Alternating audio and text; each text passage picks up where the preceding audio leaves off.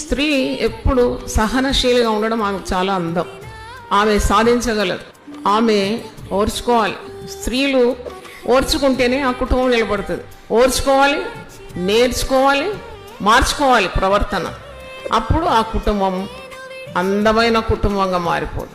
ఆ కుటుంబానికి ఘనత, పేరు వస్తుంది. దేవుని చేత ఏర్పరచబడిన కుటుంబం అని పేరు వచ్చేస్తుంది. పరిశుద్ధ గ్రంథంలో ఒక మాట ఉంది, కొండ మీద ఉన్న పట్టణం లాగా నీ కుటుంబాన్ని దేవుడు. స్త్రీ ఎప్పుడు సహనశీలిగా ఉండడం ఆమెకు చాలా అందం. ఆమె సాధించగలదు, ఆమె ఓర్చుకోవాలి. స్త్రీలు ఓర్చుకుంటేనే ఆ కుటుంబం నిలబడుతుంది. ఓర్చుకోవాలి, నేర్చుకోవాలి, మార్చుకోవాలి ప్రవర్తన. అప్పుడు ఆ కుటుంబం అందమైన కుటుంబంగా మారిపోదు. ఆ కుటుంబానికి ఘనత, పేరు వస్తుంది. దేవుని చేత ఏర్పరచబడిన కుటుంబం అని పేరు వచ్చేస్తుంది.